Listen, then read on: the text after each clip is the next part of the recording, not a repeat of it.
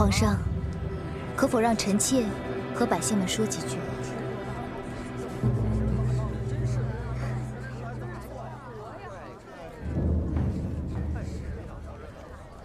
皇上为了这场战争，夜夜睡不安稳，日日苦思良策。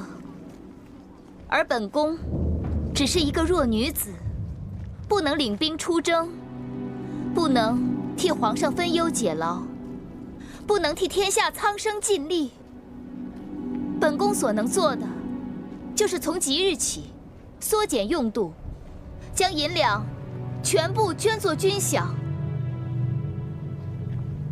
希望这样，可以尽量让皇上少为粮饷而操一份心，让天下苍生也少一份担子。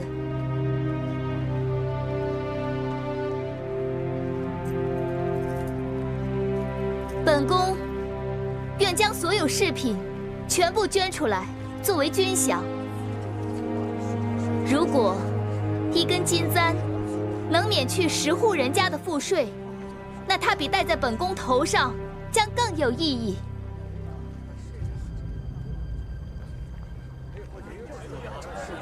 破监狱！破监狱！破监狱！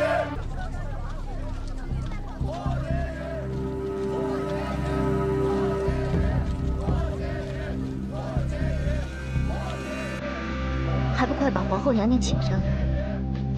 诺。皇后娘娘。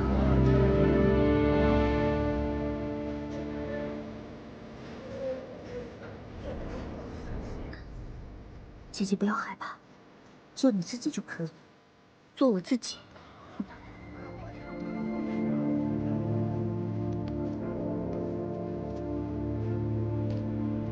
皇后娘娘，皇上有请。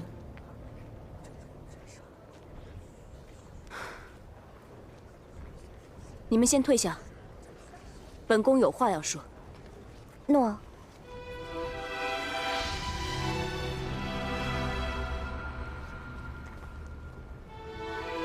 其实人家叫我皇后娘娘时，我不仅紧张，而且害怕。我现在手心里都是汗。我大概让你们失望了。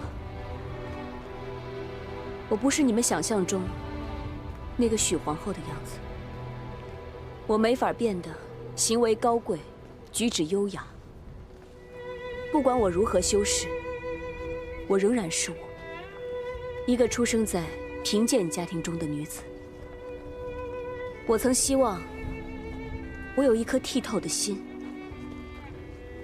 有更完美的风姿。我也曾梦想，我是一株优雅的水仙，或是富华的牡丹。可是刚才，我忽然明白了自己是什么。我只是农田边随处可见的一棵麦草。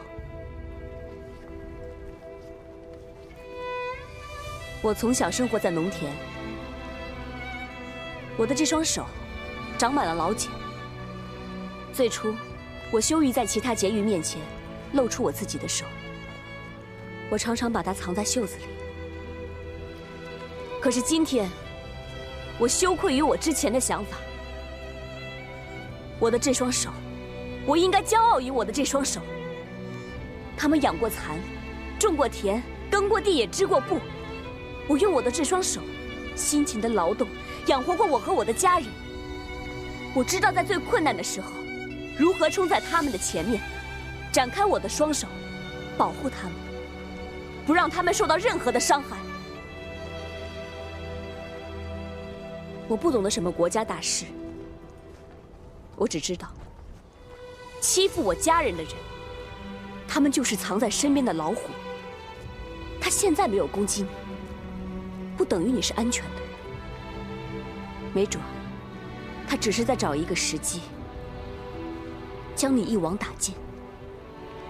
我们有2个选择：一是等待他来攻击我们；二是趁他在攻击我们之前，我们拔掉他的牙，不让他们有任何机会伤害我们的家园和家人。我想对所有的男儿说，你们放心去，把你们的妻子交给我。只要他们有一双这样的手，我就能教会他们如何去照顾自己，如何照顾老人和孩子。皇上，臣妾有一事恳请。说。臣妾希望皇上允许宫中所有的丝绸布匹在采购时，优先向家中有征夫的家庭采办，价格一律按照公价，然后让人成立绣房，做工好的女子可以留在绣房做绣娘。所有官员的朝服可以让他们来绣，这样可以让他们的男人没有后顾之忧的上战场。准。好，谢皇上。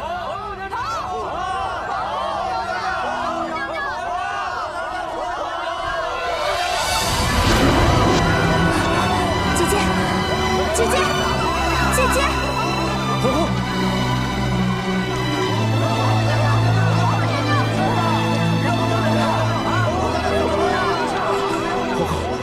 你怎么样？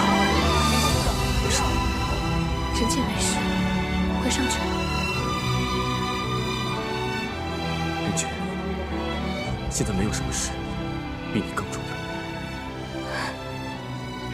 走。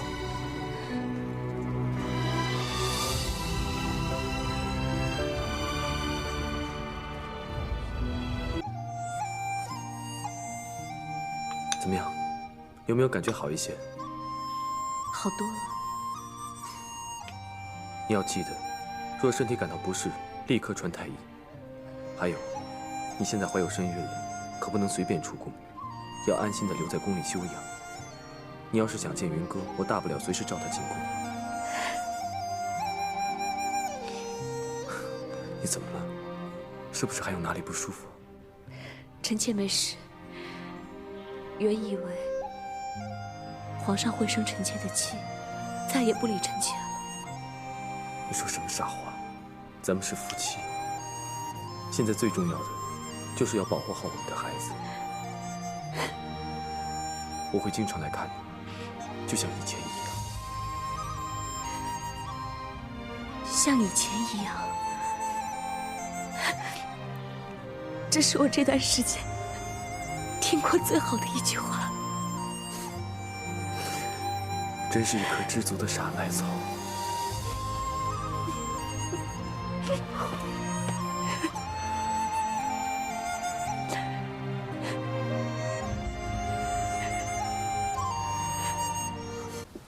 皇上，您闻闻这花的味道。确实很清香。臣妾觉得神清气爽，连头疼的好多了。是吗？傅玉，8瓶。小的在。把这些百合花全部给我移至交房殿。喂。启禀皇上，像这样的百合花，宫里目前只有这几株。霍婕妤已经差人今日来取，若全部搬走，小的怕霍婕妤会怪罪。大胆！皇上恕罪。皇上，霍婕妤要是喜欢的话，送她好了。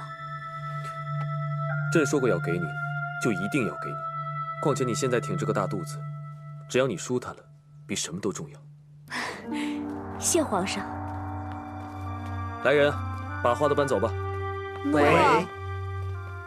刚才皇上说要将这些花送走，不知道要送到哪里去啊？搬至交房殿。可是皇后娘娘她现在怀有身孕，而且近来皇后的头一直疼得厉害。方才闻了这些百合花的香味以后，头疼的症状减缓了许多。因此，朕要把这些花全部赐给皇后。相信霍婕妤你也应该会赞同吧？那是当然的，只要是为了姐姐的身体好，臣妾怎么会有理由反对呢？那就先谢谢妹妹了。姐姐，您辛苦了。妹妹希望姐姐能够早日为皇上诞下龙子。多谢妹妹关心。孕育子嗣本来就是女人的天职，更何况为陛下多生几个孩子，也是我的责任。皇后娘娘说的极是。皇上，成君还有事，就先行告退了。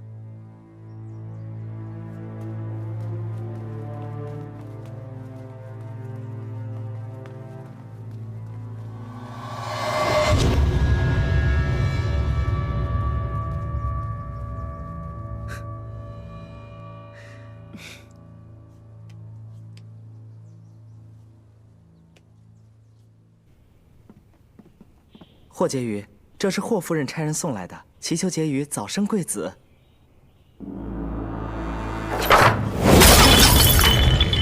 霍婕妤，请息怒。早生贵子，我不知道早生贵子吗？那个不识字的乡野村夫，凭什么要凌驾在我头上？哼，凭他也配母仪天下？你想要早生贵子，本宫偏不让。霍婕妤，小心隔墙有耳。怕什么？你们都退下吧。诺。喂。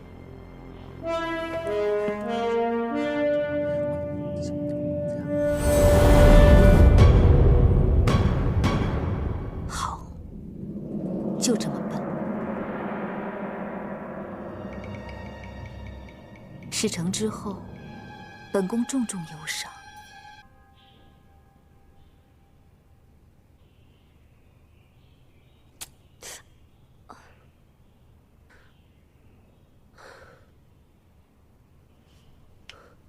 奇怪，最近这几日，怎么总是心神不宁的？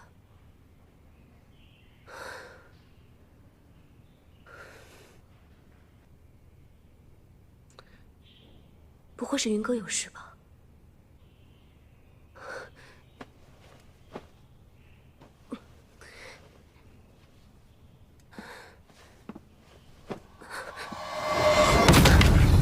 娘娘，娘娘，你怎么了？娘娘。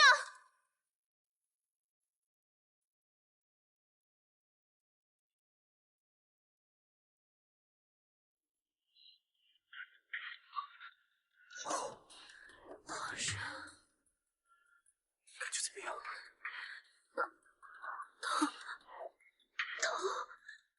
痛。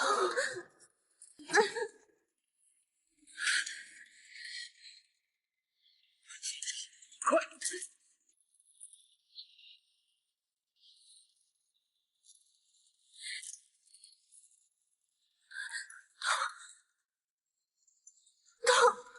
大爷，皇后现在病情如何？皇后，皇上，皇后恐怕要早产。夫玉，传接生婆。喂。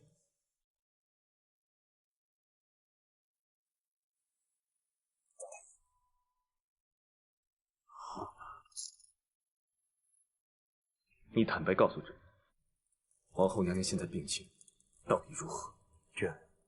臣定当尽全力保住皇嗣，只是皇上要有心理准备，怕皇后娘娘她……什么意思？朕告诉你，先保皇后，听到没有？先保皇后！臣恳请皇上宣孟太傅进宫，与臣合力救治皇后娘娘。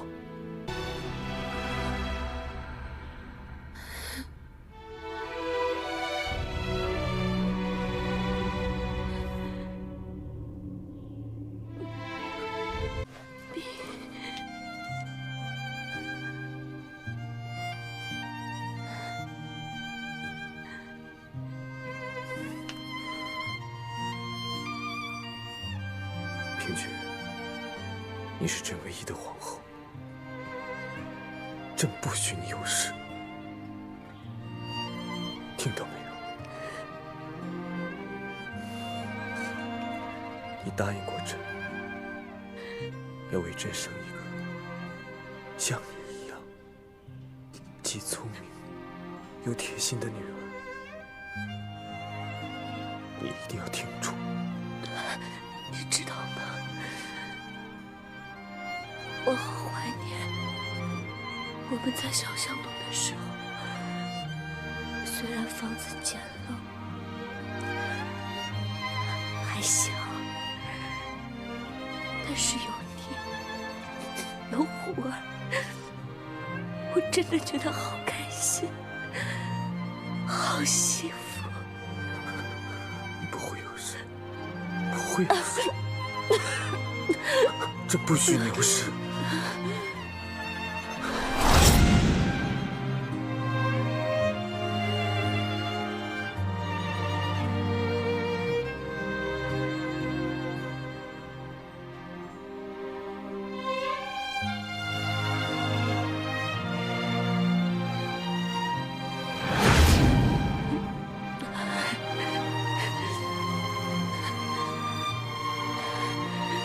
你知道吗？我这一生最大的梦想就是守着你，守着虎儿。虽然我以后不在你身边，不会，不会的。但是我一直会在。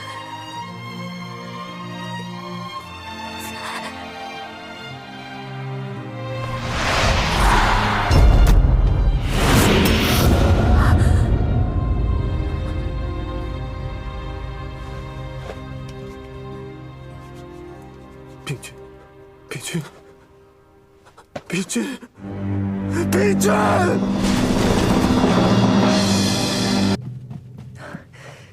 小的贺喜霍婕妤。有何喜可贺呀？有啊，放眼后宫，皇后之位非霍婕妤莫属。小的不贺喜婕妤，贺喜谁呀？本宫是个恩怨分明的人，他日当上皇后，定不薄待你。谢娘娘恩典。小的听说，皇后娘娘着急出宫，正在准备马车。他这么着急赶路，那本宫就送他一程。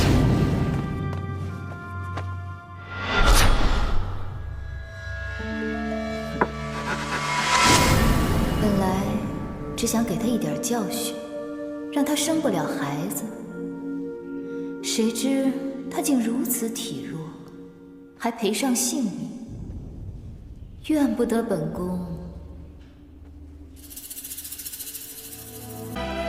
参见娘娘，皇上任何人不见。大胆！霍婕妤和张良人前来探望皇上，你们也敢阻拦？皇上有令，任何人不见，还请两位娘娘先回殿阁休息。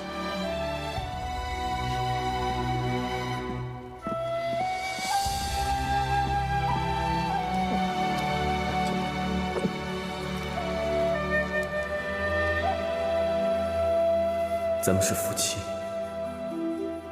现在最重要的就是要保护好我们的孩子。我会经常来看你，就像以前一样。像以前一样。这是我这段时间听过最好的一句话。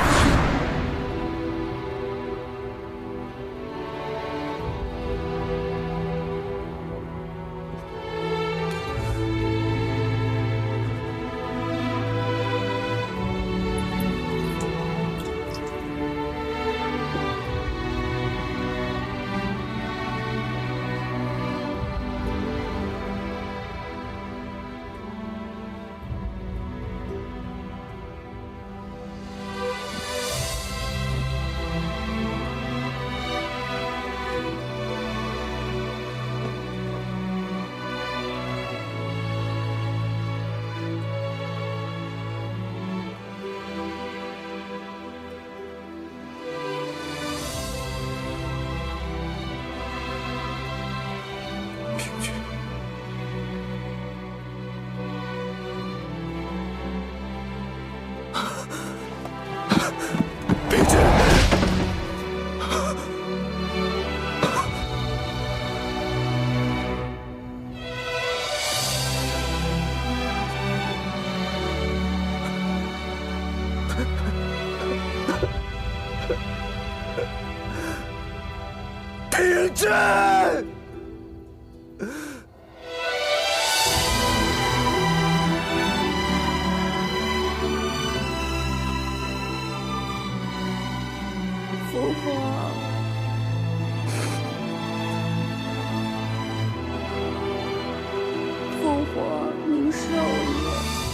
母后若是见到这样的父皇，该会不高兴。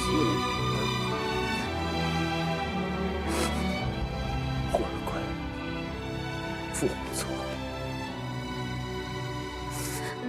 父皇，你还有虎儿，虎儿会代替母后，永远陪在父皇身边，像以前一样。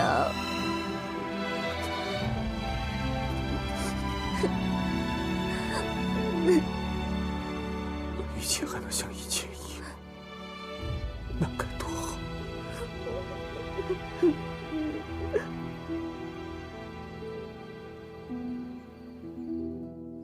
那日云姑娘身负重伤，皇后娘娘叫小的加紧赶路。哪知车至半路，马车突然停止，小的下车检查原因，发现马车的车轴突然断裂。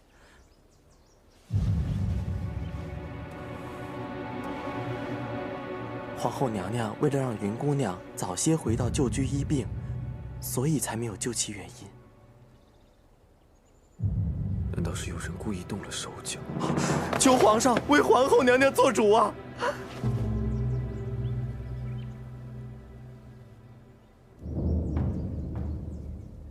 把马车拆了扔了，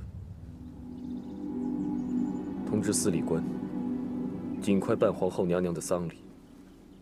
皇后娘娘一生勤俭，不爱奢靡，丧礼就尽量从简。喂。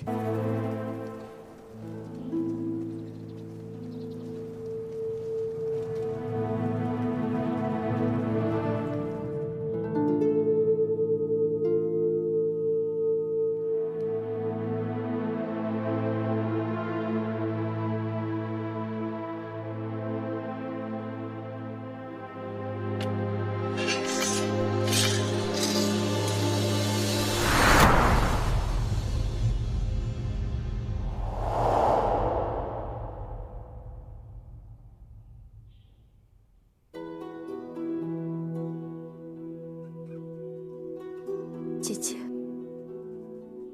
这是我与你相识、相知的地方，我在这里送你。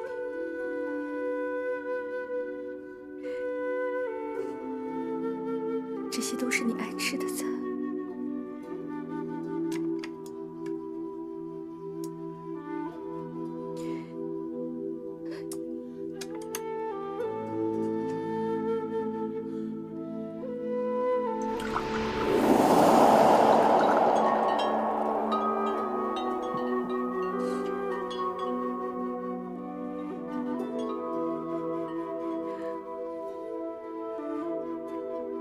姐姐，你是有话要对我说吗？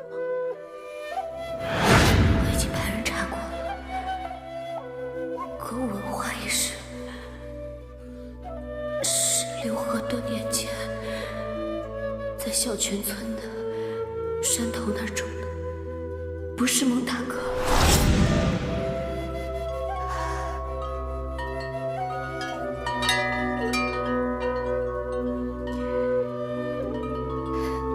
姐姐，你的话我知道了。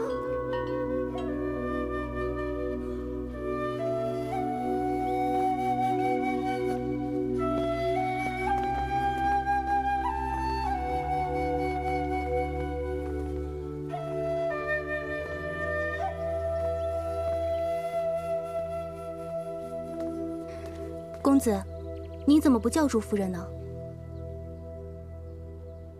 我发现夫人和以前不一样了。有何不同？以前夫人从来不看公子一眼，可是现在……现在如何？现在虽然也不正眼瞧公子，可是会偷偷看公子的。上一次我要出门帮公子办事，才刚走到门口，发现忘了拿东西。只好折了回来。一进院子啊，我就发现夫人正在偷偷看着公子。我怕吓着夫人，便故意不出声。后来夫人看见了我，便转身走了。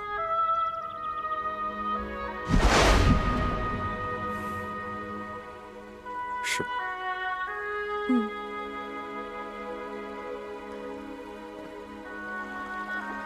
池里的莲花还没有开，但是我心里的那朵莲花已经在慢慢开放。人恒过，然后能改；困于心，恒于虑，而后作；征于色，发于声，而后喻。入则无法家避世，出则无敌国外患者，国恒亡。然后之，生于忧患，而死于安乐也。很好，一字不差。太子可知孟子这段文字的寓意何在？孟子要我们勇敢面对逆境，不要怨天尤人。如此，若将来再遇困难，便能迎刃而解。太子心中可有这样的人？是父皇。哦，为何？母后曾告诉过我，父皇昔日在民间遭遇过许多困难。父皇他能忍一时之气，才能成为人中之龙。虎儿也要好好向父皇学习。很好。父皇，微臣参见皇上。哎，免礼。父皇有你这样的太子，真的感到很欣慰。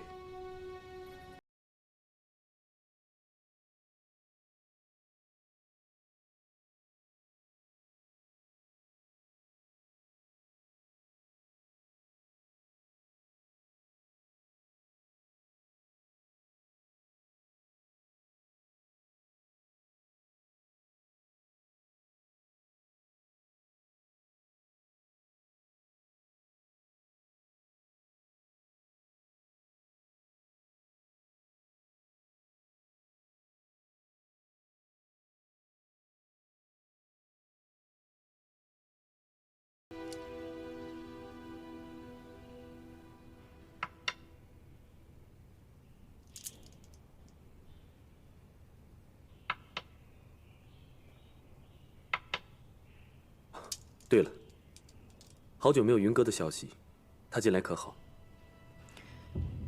多谢皇上的关心，云哥的身子已经完全恢复了。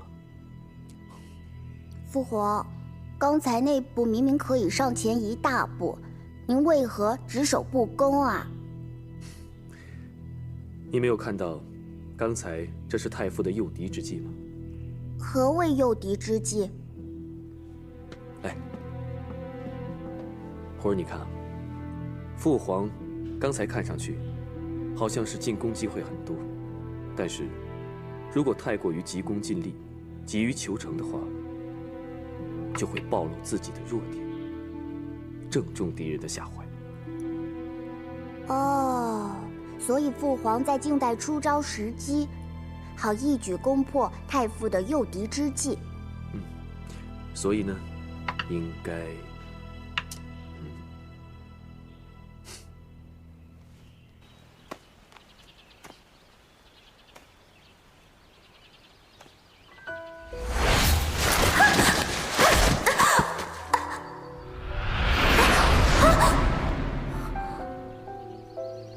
没关系，我可以。我觉得你的气色好多了呢。林哥哥，今天是你的生辰，我曾经希望你我的每个生辰都能在彼此的身边。如今的你，还希望我在你身边吗？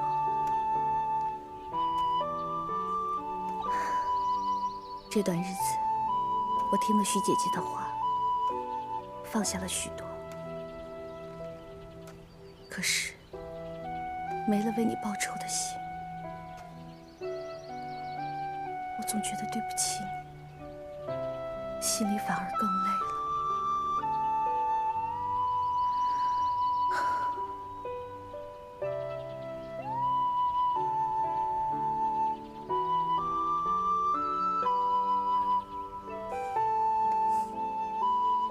云哥，要是有一天你累了，就到这树下歇歇，也许你会有意想不到的发现。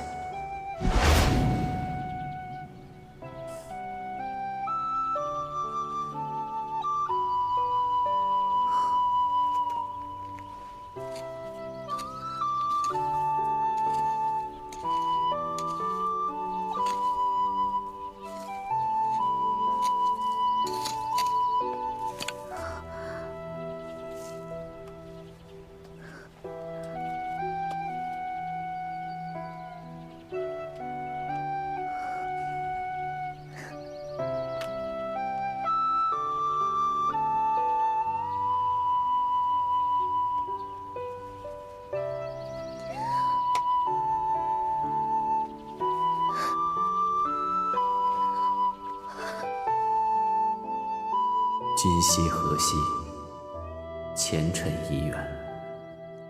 离合悲喜，系乎一念。良欲有心，当惜眼前。天上人间，笑靥春天。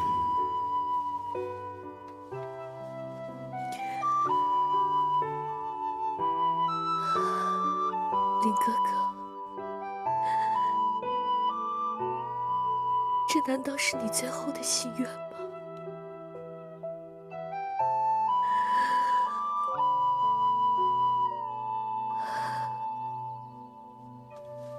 你们都下去吧，我要和云姐姐好好说说话。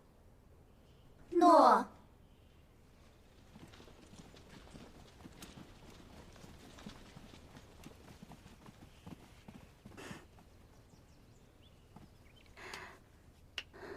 云姐姐，我一直等着你来看我。我要走了。云姐姐要离开长安了吗？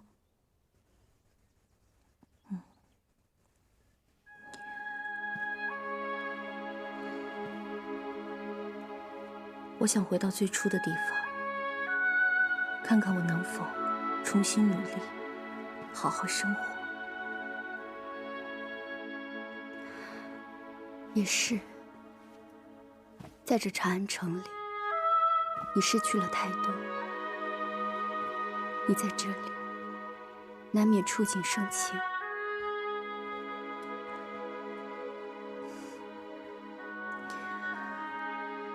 如果说徐姐姐是和风，那林哥哥就是温暖的阳光。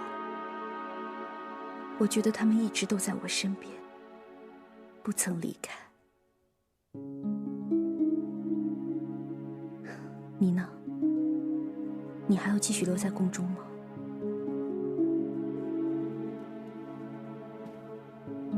我6岁便入了宫，出了皇宫。我不知道该去哪。你可以来我家，我们一定会把你当成亲人一样去对待。宫外的生活虽然平凡，可是离开了这里，你便得到了自由。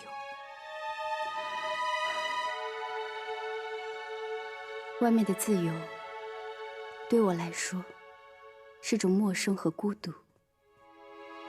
留在宫里，反而有一种熟悉的自在。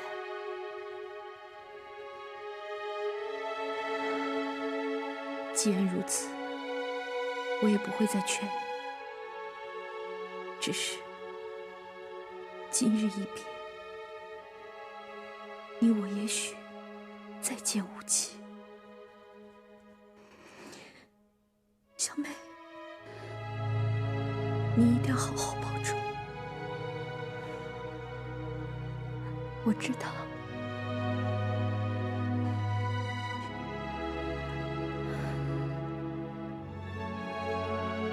这里有我的回忆，有我的责任。我答应过皇帝哥哥要好好守着，我一定会好好守着。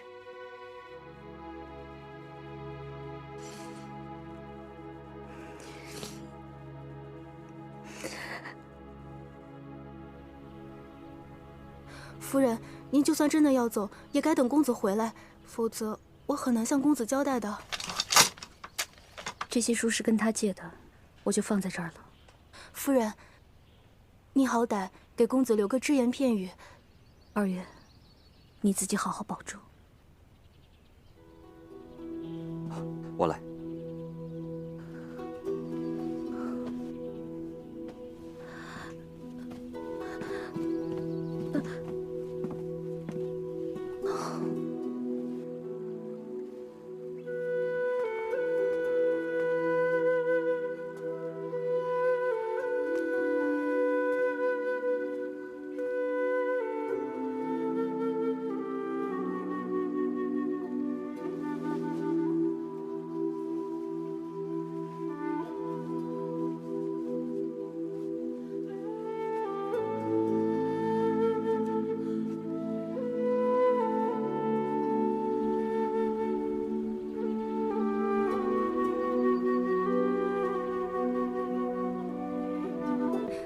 公子，夫人一早收拾行李，和于安一起离开了。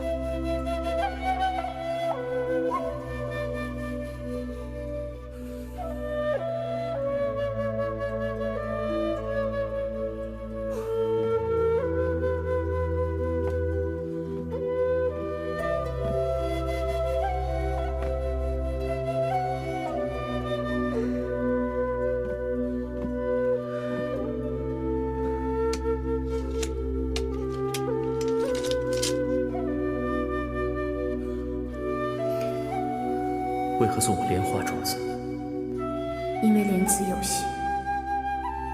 红衣告诉我，你怕我因你而拒绝用沉香，所以托昌邑王转送。我想谢谢你送我沉香的心意，所以以心还心。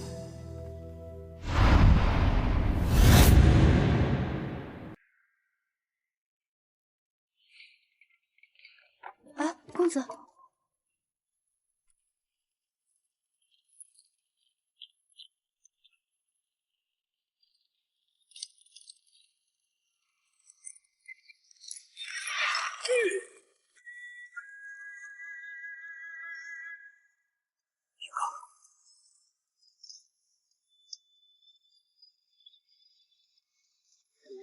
叶姑娘，我先到前面去等一会儿。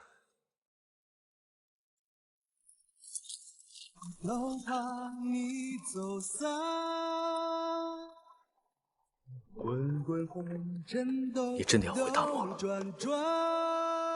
是时候了。你放下了我？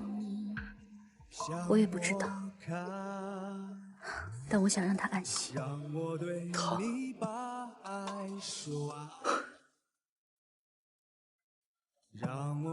我知道了，你的恨是为了他，没了恨，还是为了他。这是我现在唯一可以做的，让他安心和开心的事。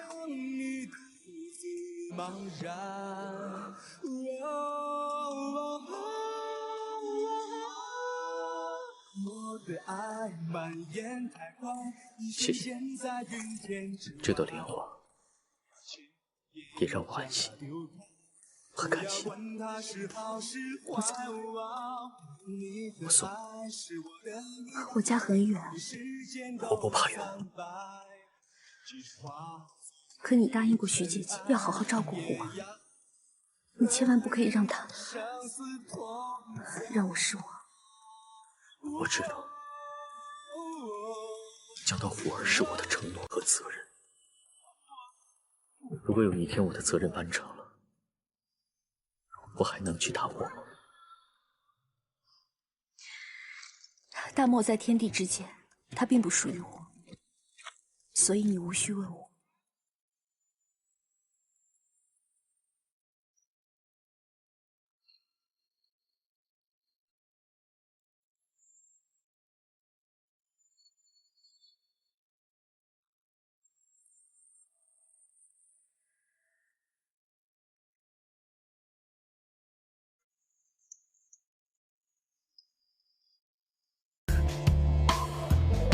等我履行完对虎儿的责任，我一定会去找你的。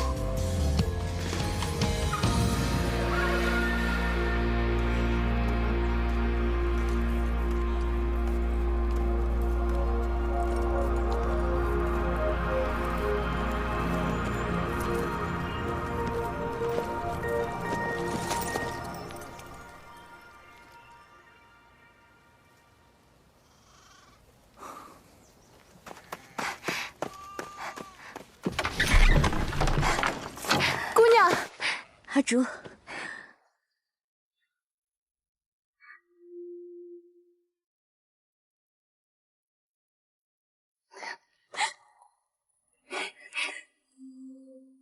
娘，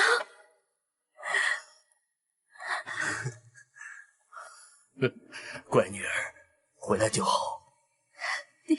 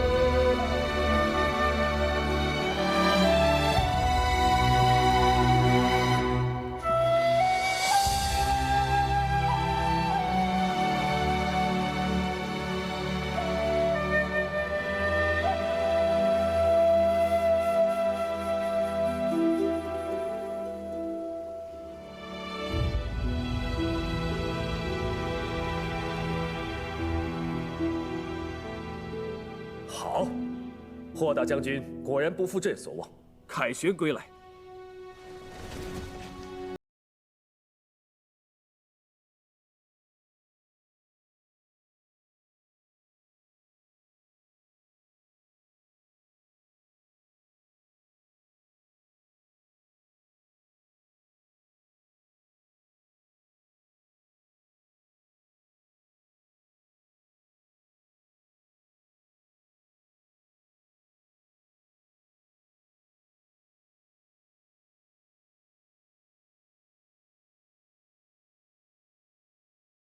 证明。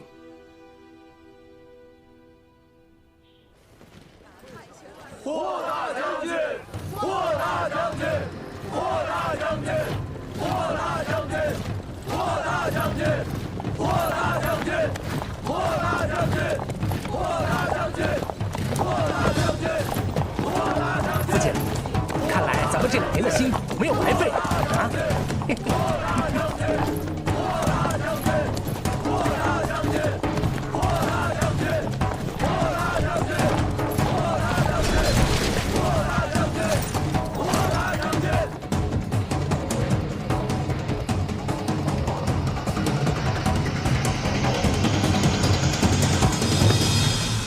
老臣参见皇上，吾皇万岁万岁万万岁！霍大将军不必多礼。谢皇上。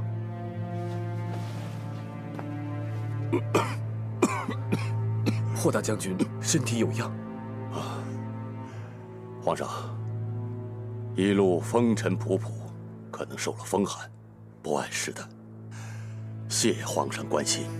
皇上有所不知，父亲凡事亲力亲为，边塞又极为寒冷，因此父亲的身体……玉儿，霍大将军，您辛苦了。朕代我大汉子民，感谢全体霍家军。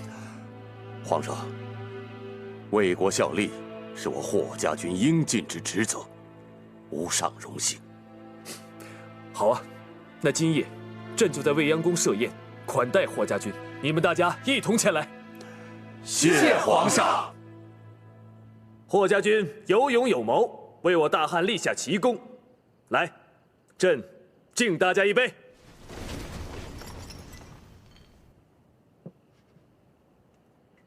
谢皇上。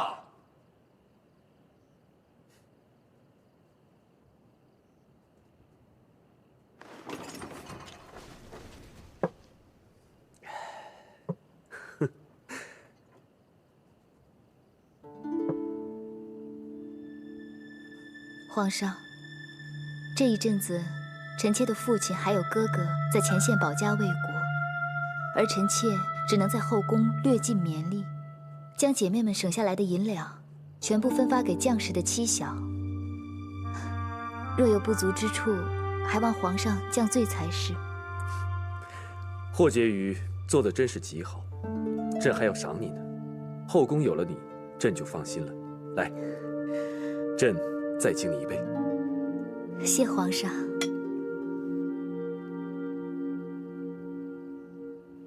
皇上英明。所谓国不可一日无君，可臣以为后宫不可一日无后。许皇后已过世许久，臣恳请皇上尽快立新后，以安定后宫。皇上，霍婕妤母仪天下，早已在民间成为美谈，请皇上立霍婕妤为后。皇上，末将认为霍婕妤是皇后的不二人选。刚才霍大将军和田大人所言甚是，我朝不可一日无后。霍婕妤实至名归。霍婕妤确实为朕分忧不少，这件事情朕会好好考虑。哎，太好了，朕今晚实在是太开心了。哎，朕很想亲眼见识咱们霍家军的真功夫。那臣就给皇上献丑了。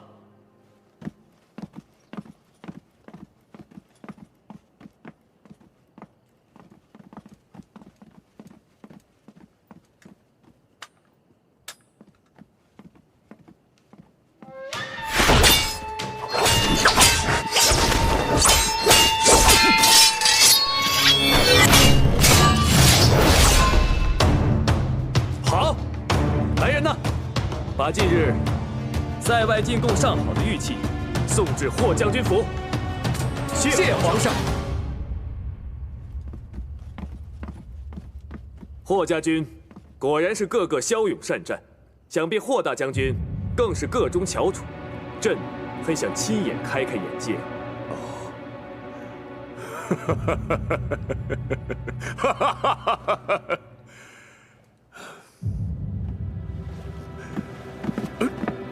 父亲，您今天喝的太多了，下次再为皇上表演吧。去！兔崽子，你以为我喝多了？我没醉。大将军似乎有些喝多了，皇上，不如改日。难得皇上想看老臣的武功，难道我不给面子？拿刀来！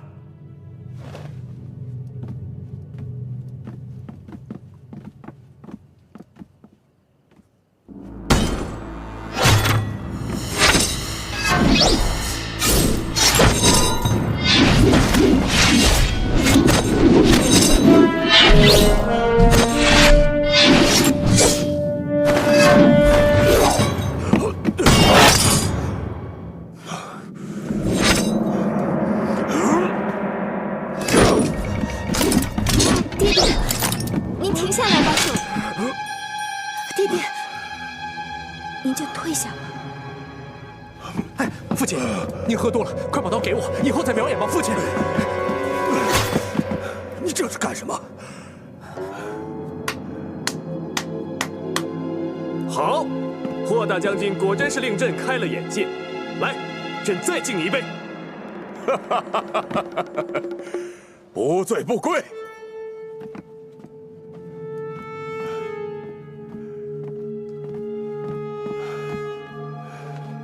来。多谢皇上，吾皇万岁万岁万万岁！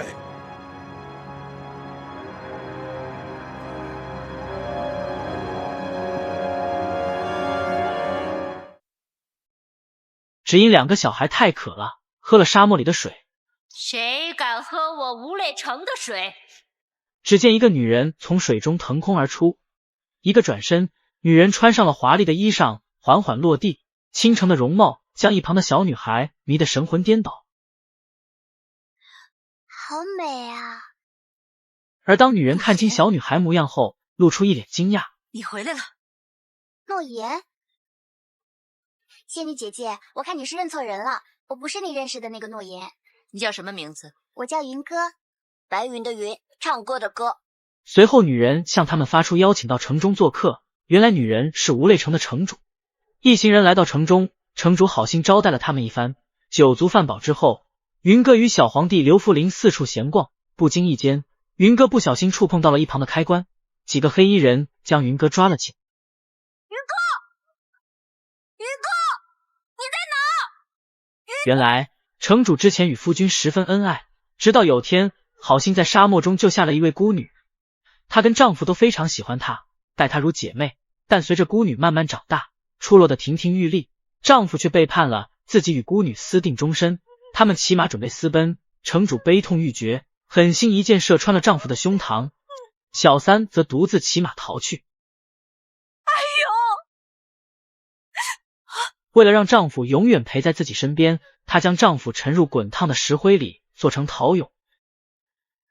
而面前的云歌跟那个情敌孤女长相极其相似，就当城主准备将云歌也做成陶俑时，一旁的侍卫冲出来割断绳子，将他救了下来。城主气急败坏，就当他准备放大招时，冲出来一个拿着火把的小哥，小哥已经一把火将泥像烧了。不管你那些宝贝泥像们了吗？你们对我的泥像做了什么？还能做什么呀？当然是让他们打回原形，变成沙漠里的泥沙。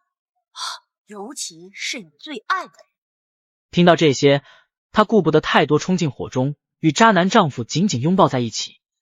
我们会永远在一起的，我们会永远在一起。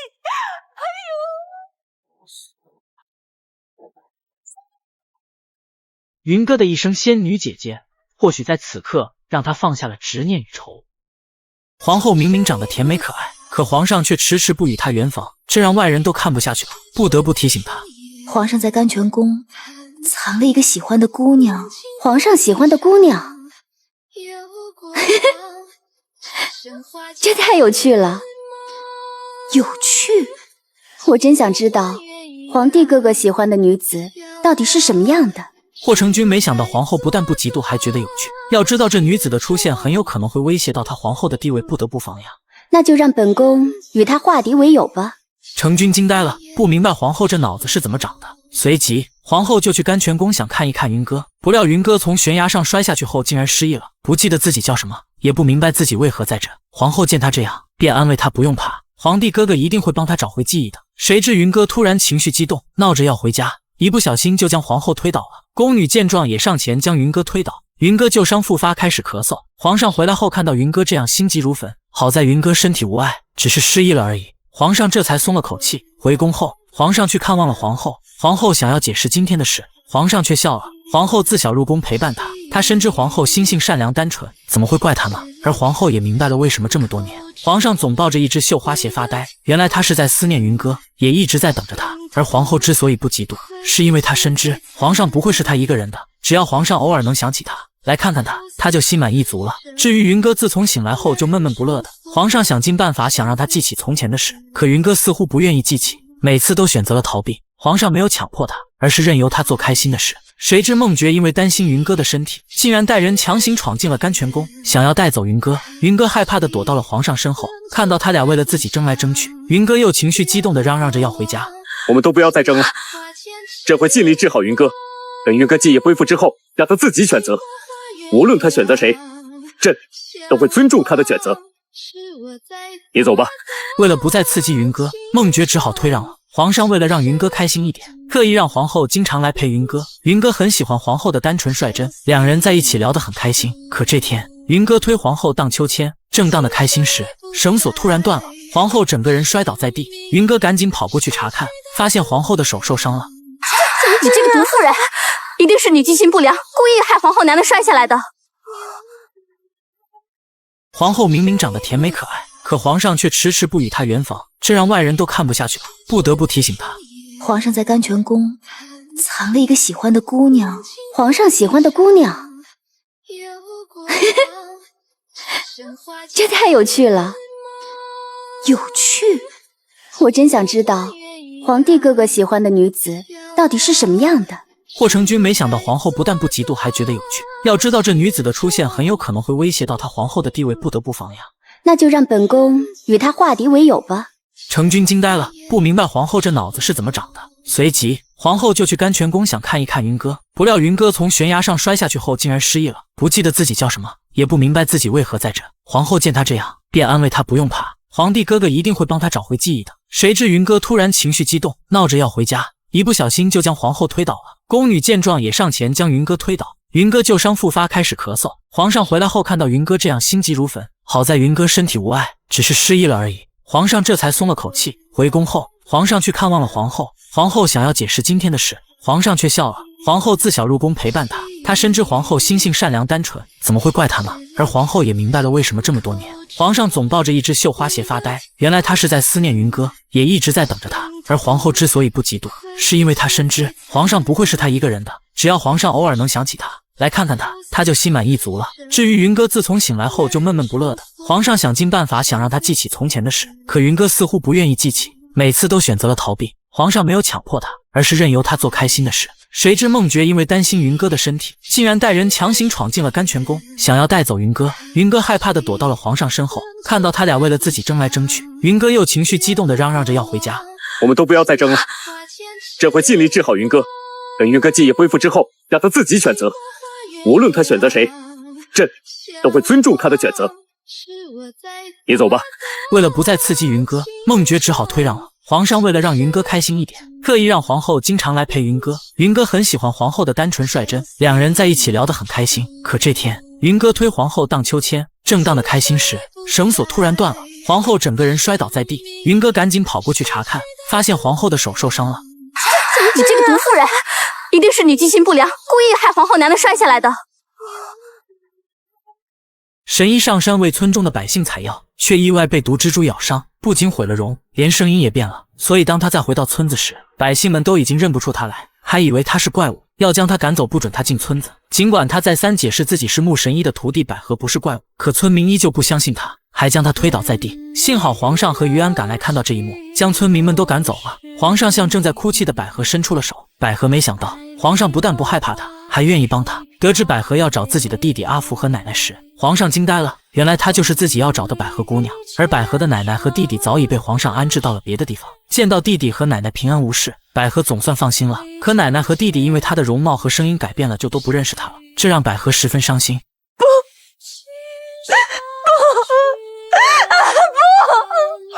百合姑娘，等百合冷静下来后，皇上说明了来意，想请她去帮忙治一个病人。可惜百合现在身中剧毒，双手颤抖无力，无法诊脉，只能等她先将自己身上的毒解了再去诊治。然而不等百合解完毒，皇上就意外发现云哥的失忆都是装的，因为他不想面对皇上的感情，皇上也不逼迫他，给他时间让他好好想一想。可霍家为了除掉云哥，竟然故意割断秋千的绳索，让皇后娘娘摔倒在地，还身中剧毒陷害云哥。云哥百口莫辩，而皇后中的毒连太医都诊断不出来。幸好梦觉医术高超，发现了皇后手指甲中的粉末，那粉末是一种罕见的毒，无色无味故不易被发现。找到了毒源，梦觉很快就为皇后解了毒，云哥也洗清了嫌疑。因梦觉救皇后有功，皇上封他为谏议大夫，还请求他去为百合解毒。得知百合是自己的师妹，梦觉自然愿意。百合没想到皇上回去后竟然还一直惦记着自己，还让师兄来为他解毒。你中诸毒已有段时日了，虽然我不能把你体内的诸毒全部排出体外，但是我会尽力还你本来的面目。谢谢大师兄。待会儿我就给你开药方，但你要多配合，方能奏效。皇上和云哥朝夕相处，云哥感受到了皇上对他的爱和包容。在日复一日中，云哥也慢慢发现自己已经爱上了皇上，他愿意留下来和皇上长相厮守。皇上终于守得云开见月明，而梦觉也不得不放手。虽然云哥没有选择我，但是臣决定继续怀着守护云哥之心。你这番话虽然不是朕想听到的，但朕敬佩你的坦诚。往后你和云哥保持这样的距离，朕便不会过问。虽然不能再陪在云哥身边保护他，但只要能远远的看见云哥，梦觉就心满意足了。可惜事与愿违，